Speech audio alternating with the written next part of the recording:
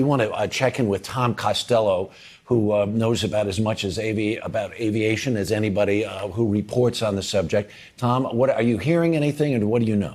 Now, the FAA, when we checked with them a few minutes ago, didn't have anything on this incident yet, so we continue to wait for their word, and they're going to get the first word, of course, from controllers and also the FDNY. Just to point out, this is a two-alarm response in the city by the FDNY, and as you know, living and working right in that area, the area is covered, blanketed with plenty of FDNY stations, fire stations. I would make the point that the last time that we had a significant plane crash, actually in Manhattan itself, was back in 2006, about 12 and a half years ago. We had a small two-passenger plane, a Cirrus, crash into a building on the Upper East Side. You may recall that there was a New York Yankees pitcher in there, Corey Lytle, was in the plane along with a flight instructor, and both perished in that crash. That was back in 2006. But despite the incredibly heavy helicopter traffic that we often do have up and down the rivers, the East River and also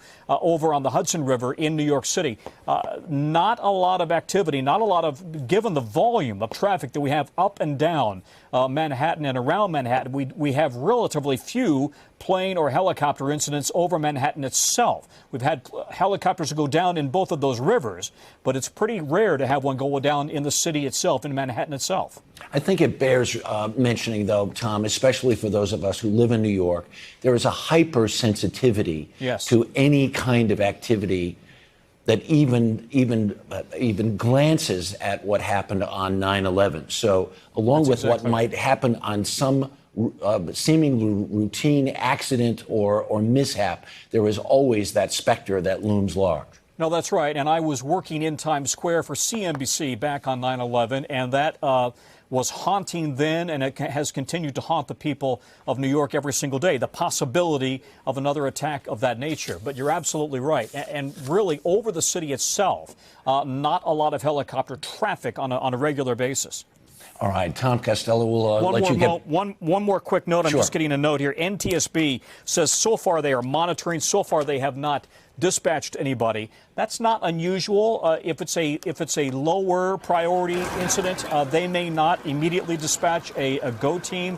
Depends on how severe the situation is. We'll have to see. But I think that by the fact that there does not appear to be debris on the ground, it appears to be limited to the roof. That would suggest that it seems to be contained. Yeah, and listen, this is all speculation. We're sort of trying to work through this as best we can. It may be an emergency landing. That's right. If, in fact, there's nothing there's no debris on the ground, we don't hear about injuries on the ground, people hurt down below. So that might be the best case scenario that we're talking about here, though we should maybe leave our speculation at that, because there is an infinite number of other possibilities that we might be looking at here. So, Tom, we'll let you get back to your sources, see what you can find out.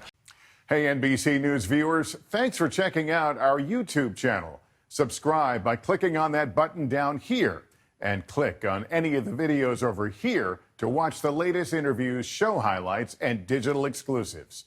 Thanks for watching.